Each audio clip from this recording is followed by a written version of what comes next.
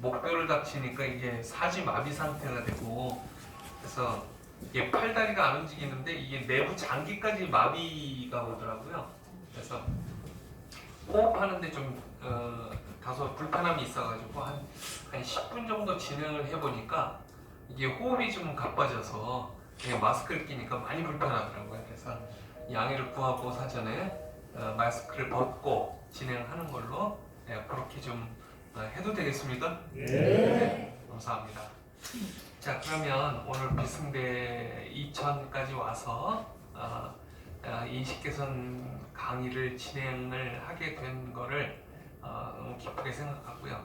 저는 경기도 지체장애인협회 소속으로 인식 개선 강사 활동을 하고 있는 노승돈 강사입니다. 반갑습니다.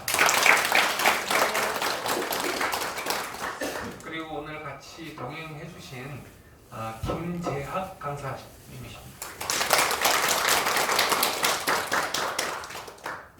자, 이게 장애 인식 개선 교육이 법정 의무 교육으로 돼서 여러분들이 1년에 한 번씩 꼭 받아야 되는 교육으로 그렇게 상황이 바뀌었습니다. 그래서 여러분들 매년 한 번씩 이렇게 만나 뵈러 다니고 있는데, 제가 작년까지만 해도 보통 그 차이 차별에 대한 이야기, 그리고 다름과 틀림에 대한 이야기, 이런 그 인식 개선의 바탕이 되는, 기초가 되는 그런 이야기를 쭉 하면서 강의를 하고 다녔는데, 올해부터는 인식 개선에 대한 직접적인 이야기, 왜 필요한지, 그리고 장애에 대한 바뀌어진 개념에 대해서 좀 말씀을 드리는 걸로 그렇게 하도록 하겠습니다. 사이사이 제가 어떻게 해서 교통사고가 났는지, 그리고 어떤 부분이 불편한지, 어떻게 해줬으면 좋겠는지, 비장애인분들이 장애인에 대해서, 장애인들은 어떤 생각을 가지고 생활하고 있는지, 이런 거에 대해서도 짬짬이 말씀드리면서 강의를 진행하도록 하겠습니다. 자, 말씀드렸듯이 저는 경기도 지체장애인협회 소속으로 강사 활동을 하고 있고요. 제가 사는 곳은 용인입니다. 용인에서 사회복지사로서 활동하면서 노인복지 쪽에서 일을 하고 있고, 노인 방문요양센터를 하고 있습니다. 그래서 제가 주로 만나는 분들은 노인분들, 요양보호사 선생님들, 이런 분들을 만나면서 생활을 하고 있고, 교통사고 이전에는 일반 회사원 생활을 좀 했어요. 한 10년 동안 한 회사에서 직장 생활을 하다가 저녁에 회식을 마치고 귀가하는데 교통사고가 딱 발생을 했어요. 택시를 잡는데 택시가 와서 저를 딱 들이받는 그런 사고였었는데, 그 택시가 서울 인천으로 왔다 갔다 하는 총알 택시였어요. 순간적으로 딱 부딪히면서 한 10m 정도 날아가는데, 이제는 이제 죽는구나 하는 그런 느낌이 딱 오더라고요.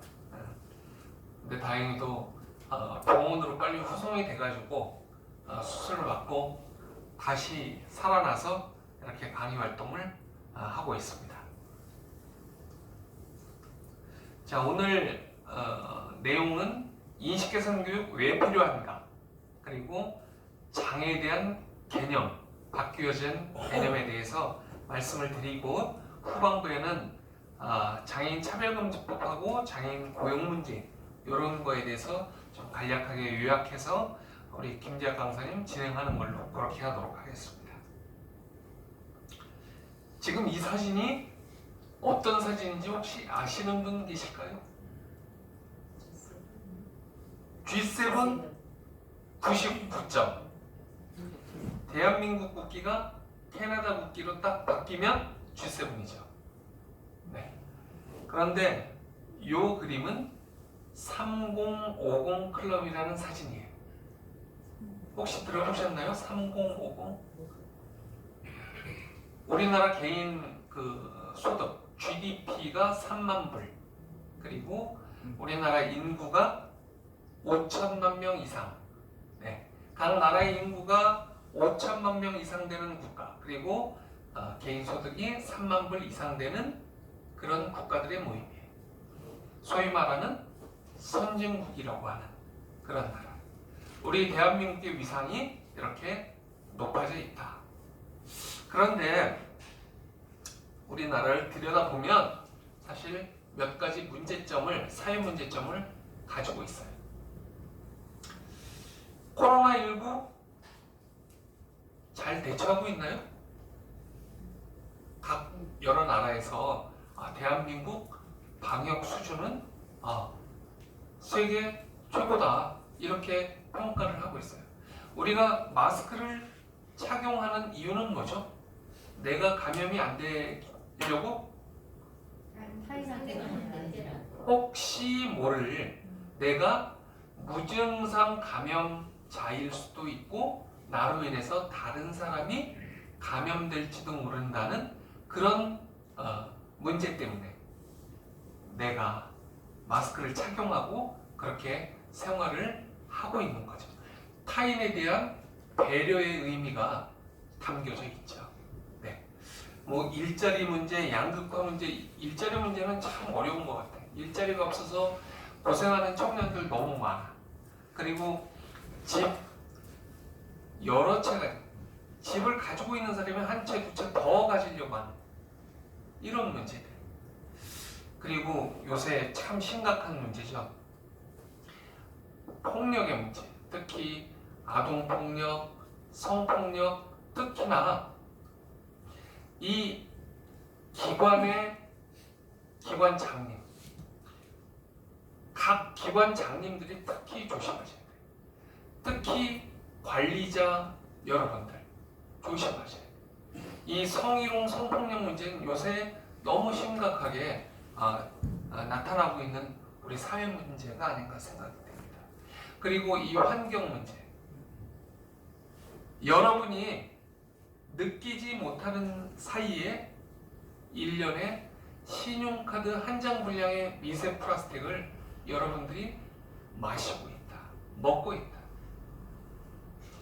분리수거 우리 철저히 해야 되는 이유이기도 합니다. 이런 사회 문제가 있는데, 일반적인 사회 문제가 있는데 우리 장애계 속으로 한번 들어가 봅시다. 요거는 서울 강서구에서 있었던 일이에요. 특수학교를 지려고 딱 준비를 하고 있는데 지역의 어르신들이 우리의 건강을 위해서 한방병원을 지어야 된다 이렇게 주장하고 나서면서 충돌이 일어났던 그런 문제. 물론 이야기가 잘 정리가 돼서 아이들 특수 교육을 할 수 있는 특수 학교를 짓는 쪽으로 잘 매듭이 지어져서 이야기가 끝났습니다만, 그때 당시에는 굉장히 핫 이슈로 뉴스에까지 나타나고 그런 문제였었어요. 인강학교 이 문제. 이 인강학교에서 폭행 사건이 일어났어요. 지적장애 아이가 말을 듣지 않는다는 이유로 직원분들이 폭행을 가했어요. 이 어머니의 눈물을 생각했다면 뭔가 그 장애 학생을 좀 배려하는, 생각해주는 그런 자세를 취했다면 이런 문제는 없었을 텐데. 굉장히 행복해 보이죠? 이거는 저희 동네에 있는 에버랜드 놀이기구예요. 한 3년 전까지만 해도 장애를 가지고 있는 사람들은 이 놀이기구에 탑승을 할 수가 없었어요.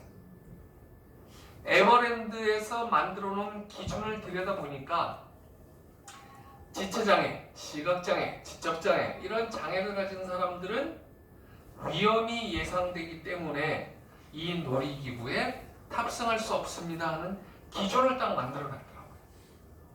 그래서 장애를 가진 사람들이 소송을 제기를 했어요. 에버랜드를 상대로 해서. 소송을 제기한 결과 법원에서 이런 판단을 내렸어요. 놀이기구를 이용하면서 예상되는 문제에 대해서는 에버랜드 측에서 해결할 의무가 있다. 이런 결론을 내렸어요. 그래서 지금은 장애를 가진 사람들도 이 놀이기구를 이용할 수 있게 됐습니다. 점점 좋아지고 있어요. 자, 한 걸음 더 들어가 볼까요? 장애인들 앞에 어떤 문제가 있는지. 극장, 전시장 이런 곳에 가면은 가끔 이렇게 계단이나 턱이 나타나요. 그러면 휠체어 탄 사람들은 들어가는데 상당히 애로사항을 느낍니다. 여담 한 가지 말씀드리자면, 저같이 휠체어 탄 사람들은 회식을 할 때 맛집을 먼저 정해놓는 게 아니라 들어갈 수 있는 식당이 어딘가를 먼저 골라요. 그리고 나서 맛집을 선택을 하죠. 그렇게 회식 장소를 골라요. 아직도 대한민국의 현실이다. 여기가 현주소예요. 자,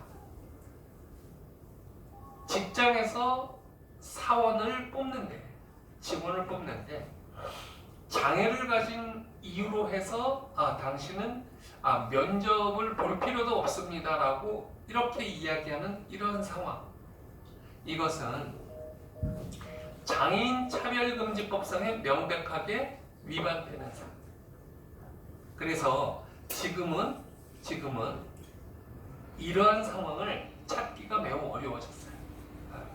지금 현재는 일단은 면접은 다 본다. 그런데 직무상 이 직무를 수행하는데 적합하지 않다라고 판단이 되면 어떻게 보완할 것인가에 대해서 상호 협의를 좀 해야 해요.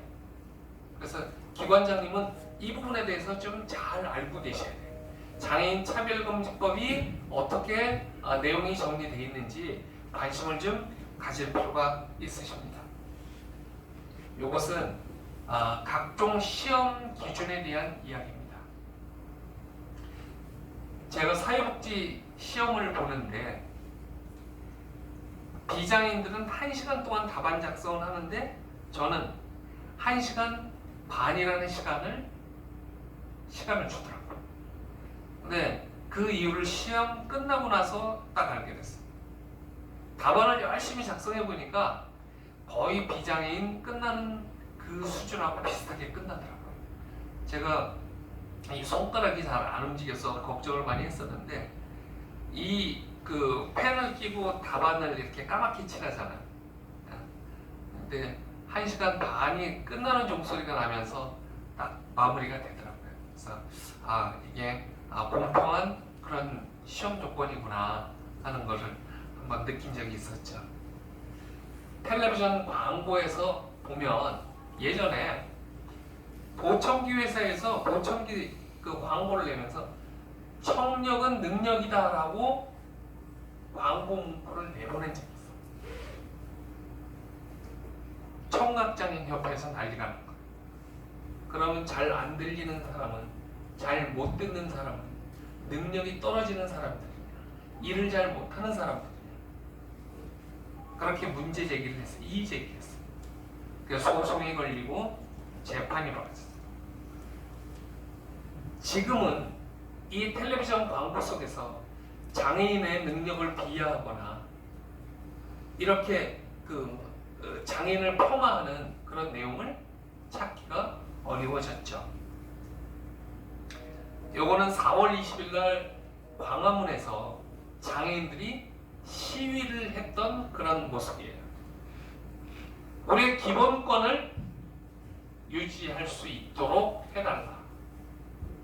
과거의 기본권은 복지권 수준에서 머물렀었어. 다시 말해서 장애인의 날 조그만 선물 보따리 하나씩 나눠주고 유명한 가수들 와가지고 노래 한 번씩 하고 공연하고 이렇게 하면서 장애인의 날 장애인들을 위로한다고 위로잔치를 하는 그런 수준에서의 그런 장애인의 날 행사를 진행을 했었죠. 그런데 지금은 그 행사를 거부하고 있어요. 그런 그 일시적인 단편적인 그런 행사는 우리는 거부한다. 무슨 뜻이 숨어있냐? 우리도 평소에 우리 집에서 거주하면서 학교에 가고 싶고 일반 비장인들처럼 직장에 가고 싶고 그리고 심심할 때 영화관에 가서 공연도 한번 극장 영화도 한 편씩 보면서 공연도 보면서 이런 삶을 누리고 싶다 하는 그런 주장을 하고 있는 거죠.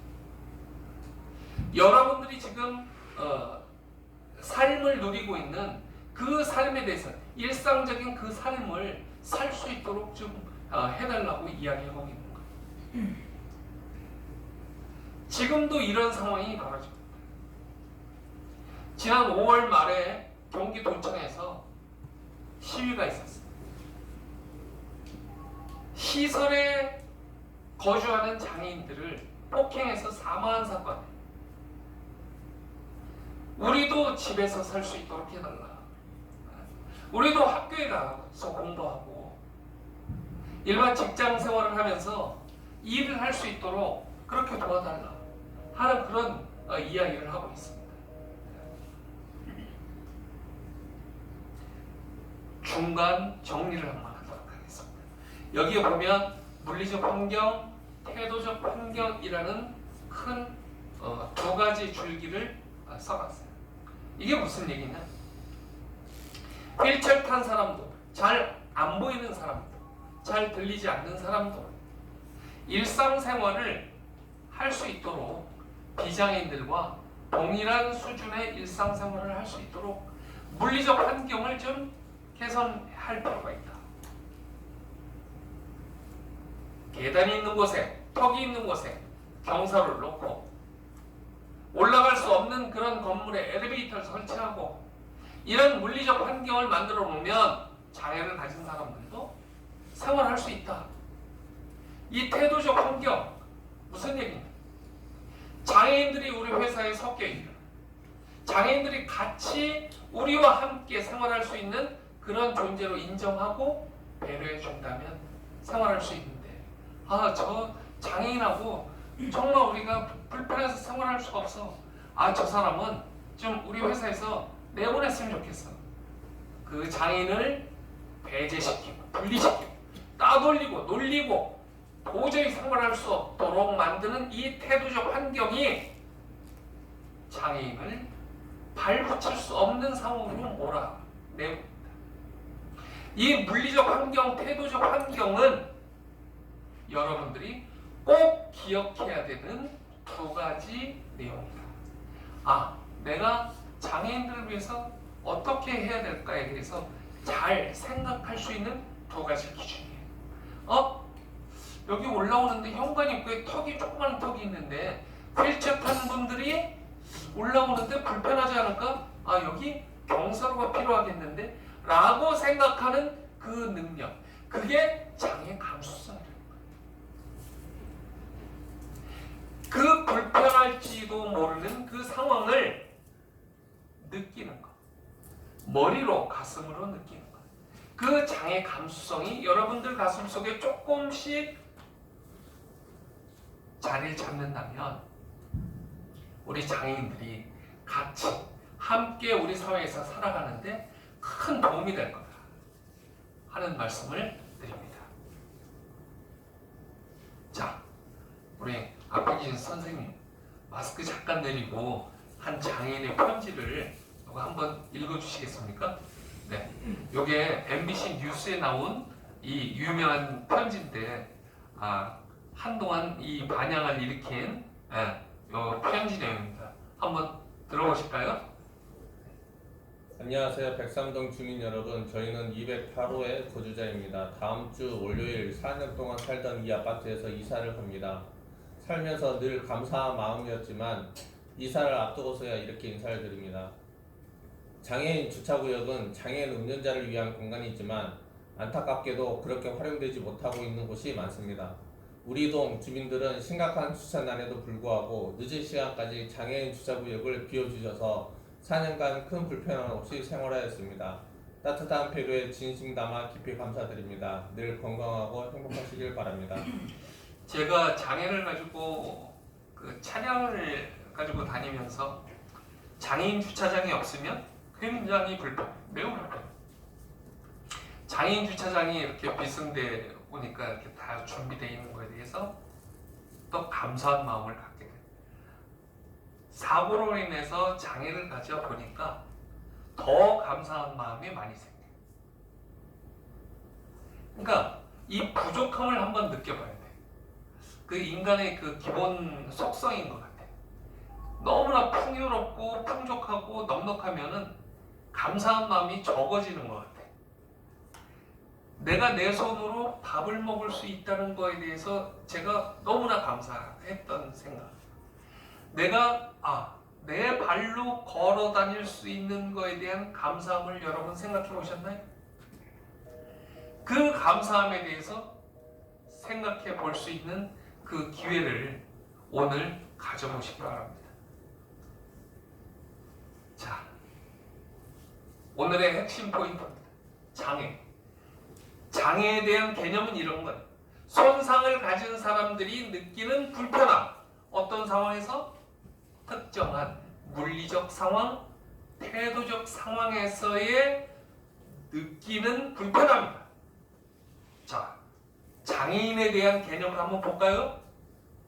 장애인에 대한 개념은 지금 현재 이렇게 정리가 되어 있어요. 그런데 과거의 장애인에 대한 개념은 신체적 손상, 이 정신적 손상을 가진 사람들이 오랫동안 느끼는 불편함이 느끼는 사람들, 그 사람들을 장애인이라고 이해했어요. 그런데 바뀌어진 개념은 이렇게 정리가 되어 있어요. 이 물리적, 태도적 환경의 불편함 때문에 사회적인 그 활동, 사회 참여의 기회를 놓치는 사람들이 장애인이다. 이렇게 정리가 되어 있어요. 자, 그럼 장애인들에 대해서 어떻게 해줘야 돼요?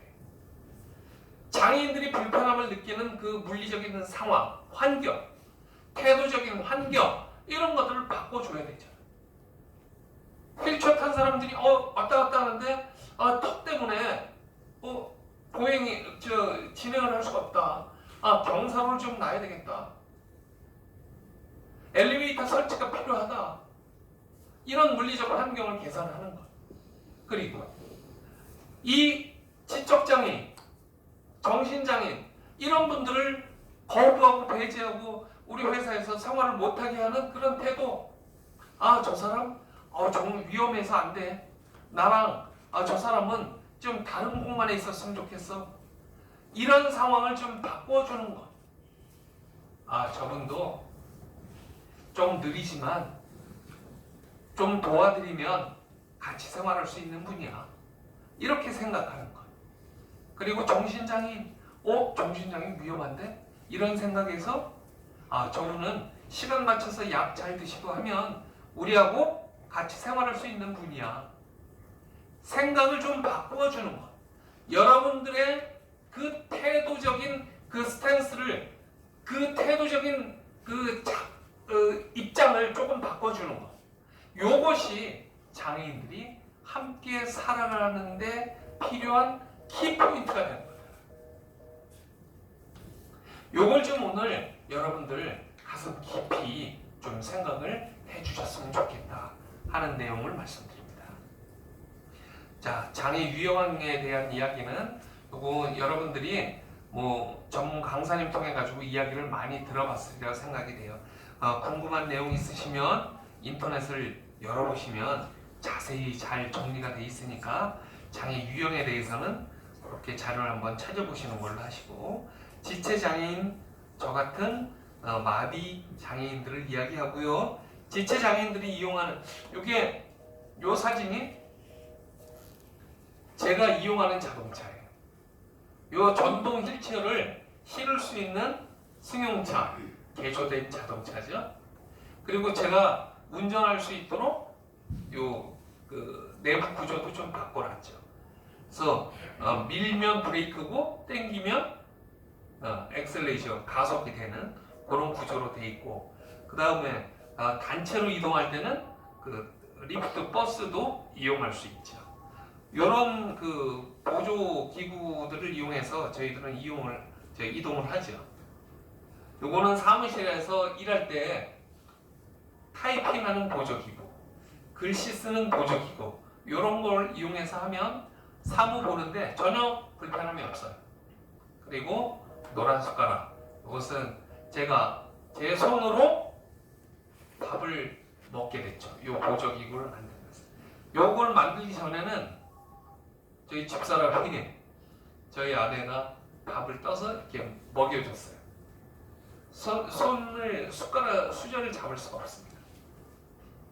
요걸 만들어서 제가 밥을 직접 먹으니까 너무 맛있는 거예요, 밥이. 야, 음식은 역시 내 손으로 먹어야 돼, 내 손으로. 남이 먹여주는 거 맛이 없어. 내가 먹고 싶은 반찬을 골라 먹는 그 재미. 너무나 감사한 거예요.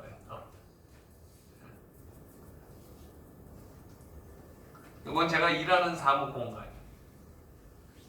아침 9시에서 저녁 6시까지 일하는 요 사무 공간에서는 제가 전혀 불편함이 없이 장애를 잊고 살아요. 제가 이동하는데 전혀 문제 없어요. 그리고 앉아서 타이핑하고 서류 만들고 문서를 받고 주고 받는데 전혀 문제 없어요. 그리고 이 사무실에서 오시는 요양보호사 선생님들은 저를 무시하거나 따돌리거나 폄하하거나 뭐 그러지 않아요. 저를 존중해 주죠.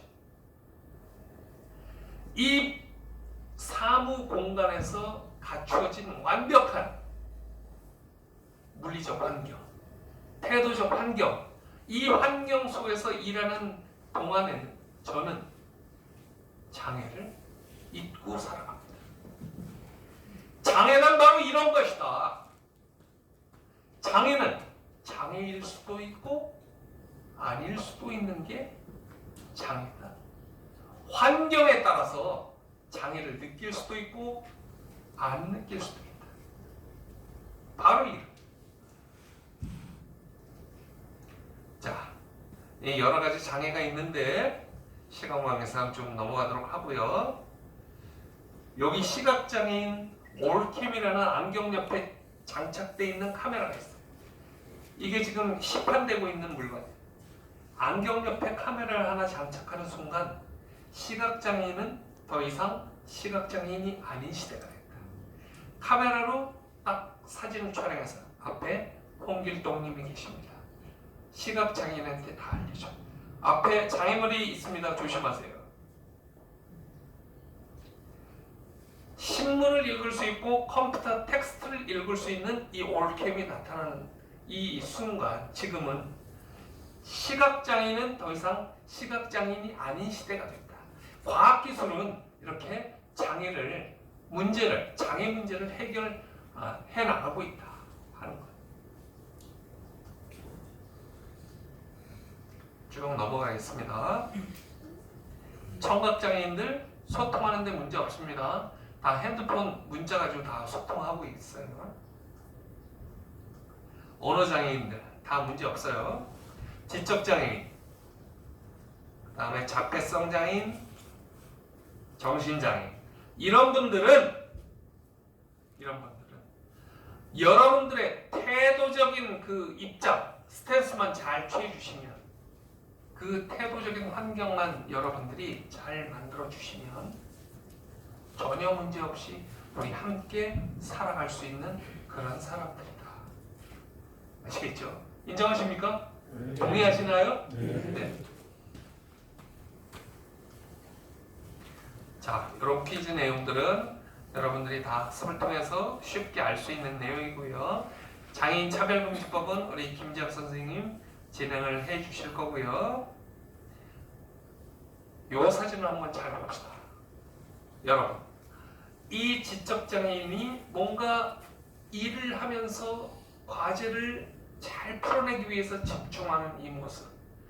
누가 이 모습을 보고 이 지적장애인이 집중력이 떨어진다, 일을 잘 못한다, 그렇게 이야기할 수 있을까요?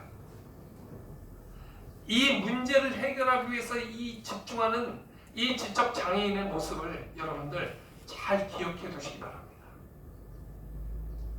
이 모습, 인간이면 기본적으로 자기 앞에 놓여진 그 숙제를 해결하기 위해서 최선을 다하려고 하는, 집중하려고 하는 이 기본적인 그 모습은 여러분들이 다 믿어주시고 인정해 주신다면 이 지적장애인이 사회생활 하는데 큰 도움이 될 거라고 생각이 됩니다. 지적장애를 가진 사람, 정신장애를 가진 사람, 자폐장애를 가진 사람들을 처음 대할 때 여러분들이 가지고 있는 선입견, 편견, 그것이 이 장애인들의 능력을 발휘할 수 있는 기회를 박탈하고 있다는 그 내용을 여러분들이 기억해 두시기 바랍니다.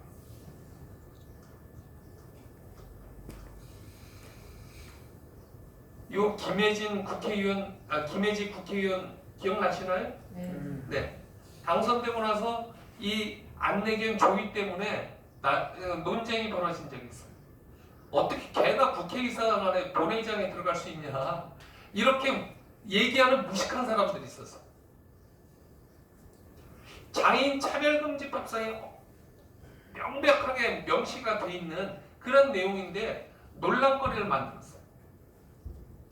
이 안내견을 못 들어가게 하는 이 편의 제공을 거부하는 그런 내용은 장애인 차별금지법상의 장애인을 차별하는 행위다라고 명백하게 나타났어요. 그러면 안 된다라고 이 법리상에 아주 명확하게 나타나 있는데도 불구하고 어떻게 걔가 국회의사당 본회의장에 들어가냐, 이렇게 얘기하는 사람들이 있었어요.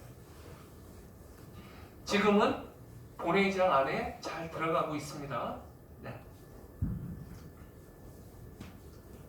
여러분, 아직도 장애에 대해서 내 일이 아니라고 생각하고 나하고는 상관없다고 생각하고 장애 무서운 거야, 장애 나랑 상관없어, 이렇게 생각하시는 분이 계신가요? 살다 보니 저같이 교통사고도 있고, 이 장애라는 것은 살다 보니 생기더라고요. 휠체어 탈이라고는 꿈에도 생각을 못했어요. 여러분들도 그렇게 될 가능성이 없다고는 얘기할 수 없어요. 네. 살다 보니 얻어지는 것입니다. 장애인들이 가장 힘들어하는 게 뭔지 아십니까? 장애인들이 가장 힘들어하는 이 물리적인 환경, 턱, 계단, 엘리베이터 없는 거, 정신적인 거, 신체적인 거, 이 편견이에요, 편견. 여러분들이 가지고 있는 선입견, 편견, 이게 제일 힘든 거예요, 장애인. 저한테 쏟아지는 불편한 그 시대, 어르신들 보면 혓바닥. 아이고, 젊은 양반이 참 안 됐다, 불쌍하다, 어떻게 다 그렇게 된다, 어쩌다 살다 보니 그렇게 됩디다. 남의 일이 아니에요.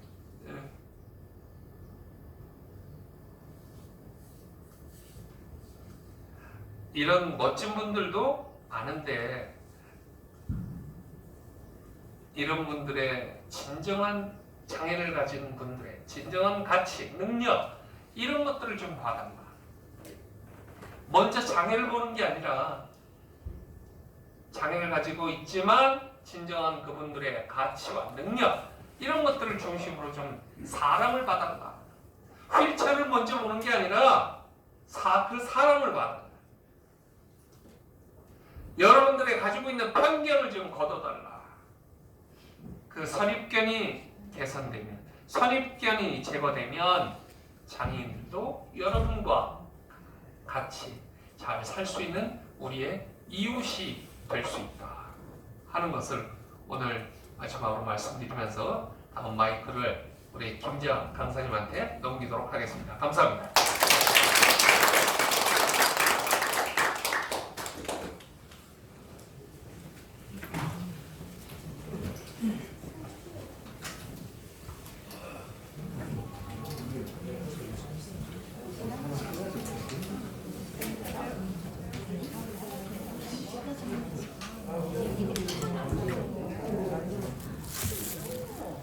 네,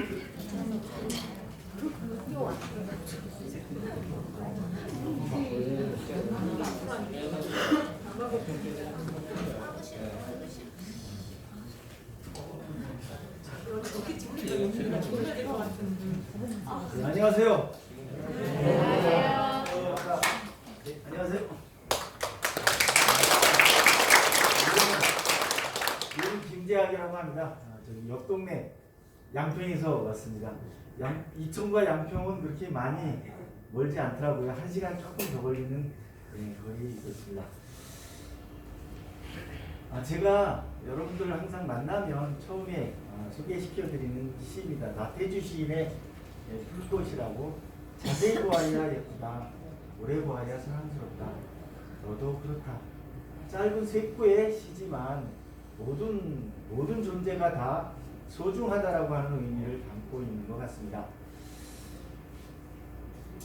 벌써 계절은 벌써 여름, 벌써 오늘이 7월 30일이죠. 중복도 지나고 올여름은 그렇게 많이 덥지 않은 것 같습니다. 작년에 비해서. 조금 있으면 낙엽 지고 코스모스가 피어나는 가을이 오겠죠. 그리고 나면 눈 내리는 겨울이 올 것입니다. 이렇듯이 우리가 봄, 여름, 가을, 겨울 이렇게 계절이 바뀌는 것은 주변 환경이 꽃이 피고 눈이 오고 이런 단풍이 드는 것을 통해서 알 수 있죠. 그럼 우리가 하루의 변화는 어떻게 알 수 있을까요? 우리 하루의 변화는 시간을 아는 것으로 알 수 있죠. 지금 10시 반 정도를 지나가고 있어요. 제가 그림 하나를 보여드리겠습니다. 혹시 이 그림을 어디서 본 적이 보거나 혹시 아시는 분 계시나요? 아니면 저기 무엇과 비슷하다라고 느낌이 시계하고 비슷하죠? 근데 시계하고 비슷한데 모양이 조금 다릅니다. 우리가 시계, 워치라고 할 때는 눈으로 본다라고 하는 의미가 같이 포함이 되어 있죠. 그런데 이 시계는 시각장애인용 시계입니다. 시각장애인 분들은 눈으로 보시는데 불편함이 있죠. 그래서 요거는 시계, 워치라고 하지 않고 타임피스, 시간의 조각이라고 하는 이름을 갖고 있습니다. 그 앞에는 브래들리 타임피스인데 브래들리는 미국의 장애인 수영 선수의 이름입니다. 이 시계 보는 방법을 알려드리면 바깥에 보시면 홈이 있고 안에도 홈이 있고 구슬이 있죠. 이 구슬이 시간을 알려줍니다. 그 안에 있는 구슬은 분을 알려주기 때문에 저렇게 손으로 바깥에 있는 구슬의 위치를 만져보고 몇 시인 줄 알 수 있고 문자판을 만져보면 안에 있는 구슬의 위치와 문자판의 위치를 만져보면 몇 시 몇 분인 줄 저렇게 알 수 있습니다. 이렇듯이 우리가 시간을 아는 데는 눈으로 보아서도 알 수 있지만 저렇게 손으로 만져서도 조금 다른 방법이지만 시간을 알 수 있겠죠. 자, 그럼 이 타임피스라고 하는 것은 시각장애인용으로 만들어진 시계입니다. 그럼 시각장애인 분들만 사용할 수 있을까요? 그렇진 않겠죠. 누구나, 저도 누구나 여기 계신 분들도 누구나 다 같이 사용할 수 있습니다. 이렇듯이 남녀노소 장애가 있던 장애가 없던 누구나 다 모두가 함께 편리하게 사용할 수 있는 디자인을 유니버셜 디자인이라고도 하고요. 자동문 요즘에 많잖아요. 그런 것도 유니버셜 디자인, 엘리베이터도 그런 유니버셜 디자인 중에 하나입니다. 제가 이제 그림을 하나 보여드렸는데 무슨 그림인가요? 그냥 보이시는 대로 말씀해 주시면 돼요. 닭? 닭이 이쪽에 귀 있는 데가 지금 처음에는 닭 그러시니까 닭 하고 깜짝 놀라시는 분 계신데 저는 이렇게 한 번에 맞히시는 분을 보면 좀 당황해요. 이렇게 하면 다른 분들도 다 닭으로 보이시죠? 네, 처음에는 수염이 난 남자의 모습으로 많이 보이다가 선생님께서는 그 모습 속에서도 닭이 보이셨잖아요. 네, 이렇게 하나의 그림이지만 보는 사람에 따라서 또 그림의 관점에 따라서 닭으로도 볼 수 있고 사람 얼굴로도 볼 수 있고 좀 다르게 볼 수 있습니다. 하나의 그림이지만 제가 다음에 그림 하나를 더 보여드릴게요. 자, 할머니가 보이시나요? 젊은 여자가 보이시나요? 젊은 여자가 보이시는 분. 오. 할머니가 보이시는 분. 오. 이 그림이 1915년도에 영국의 윌리엄 얼리 힐이라고 하는 만화가가 그린 그림인데 그림의 제목이 나의 아내와 장모입니다. 그래서 이 하나의 그림에 장모의 얼굴과 자기 아내의 얼굴이 같이 다 있습니다. 여기 보시니까 젊은 얼굴을 많이 보신다고 했는데 이 설명 드리기 전에 할머니 이제 그림을 설명을 드릴게요. 요게 할머니 눈입니다. 요게 할머니의 코, 요게 할머니의 입, 요게 턱. 이건 옆에 옷이고 스카프고 머리예요. 그럼 할머니가 보이시죠? 근데 젊은 여자를 보신 분은 할머니가 잘 안 보이셨을 거고 젊은 여자의 얼굴은 또 어떻게 되냐면 요 할머니의 코가 턱이에요. 눈이 귀, 요게 코, 눈썹, 요거는 목도리, 장신구 이러면 젊은 여자가 보이죠.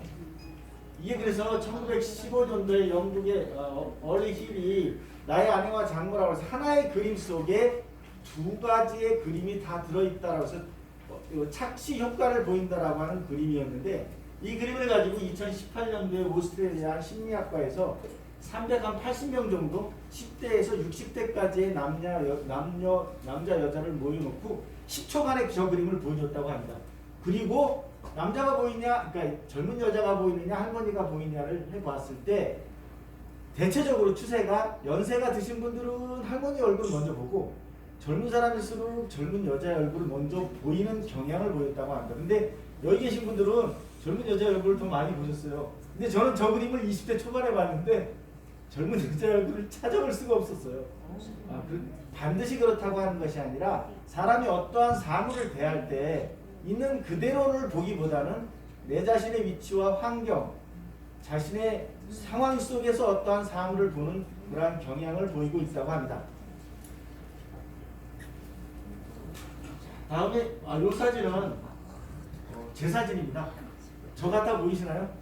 좀 한 3년 전 정도 돼갖고 제가 아까 양평군에서 왔다고 말씀드렸는데 양평군에서 장애인 탁구 협회 회장들을 맡고 있습니다. 그래서 장애인 탁구 대회 나가기도 하고 장애인들이 운동을 열심히 할 수 있도록 행정적인 도움도 하고요.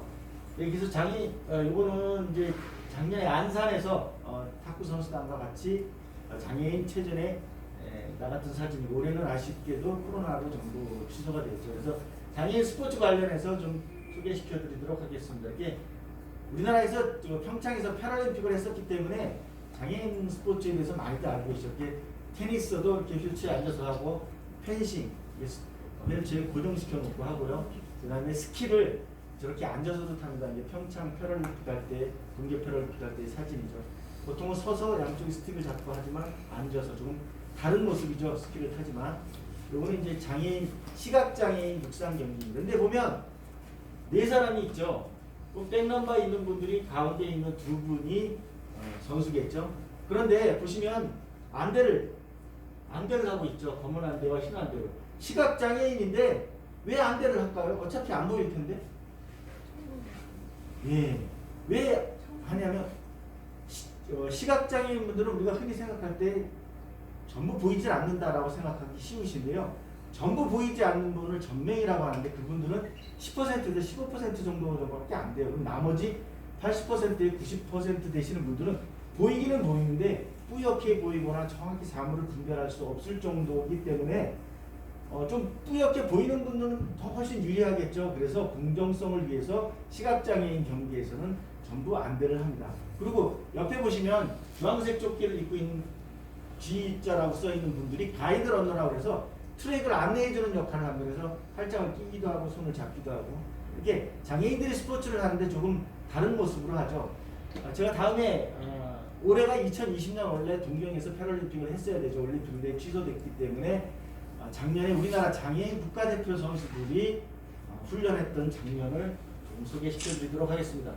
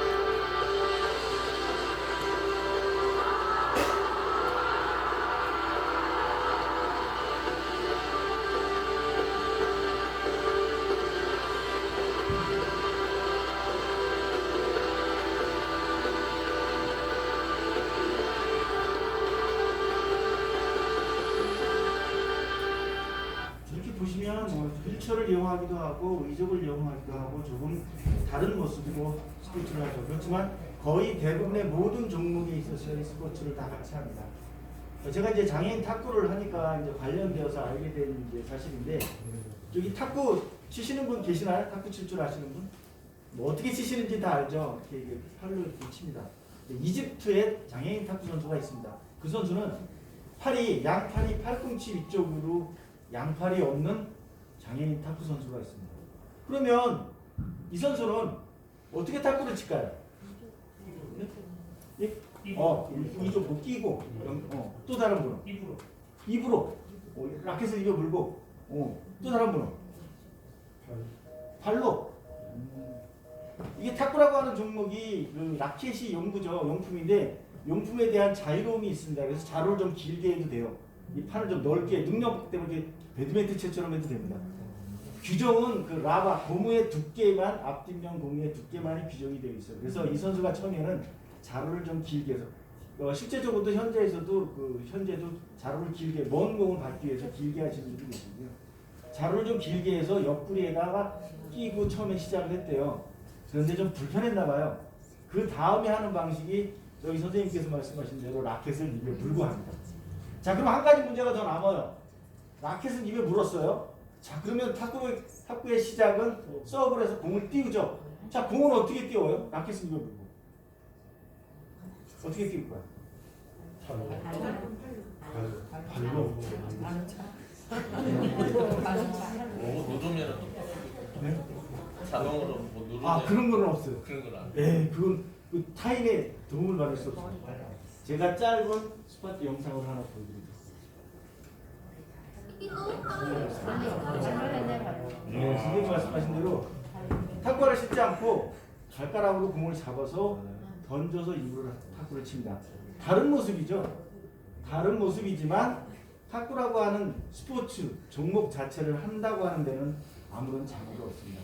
제가 이제 이 이야기를 하니까 탁구를 좀 하시는 분이 서브 규정이 위반이 아닌가라는 말씀을 하세요. 원래 서브는 옛날에 88 올림픽은 테이블 밑에서 했지만 지금 규정이 바뀌어서 테이블 위에서 선수한 상대방이 공을 보여주게끔 돼 있습니다.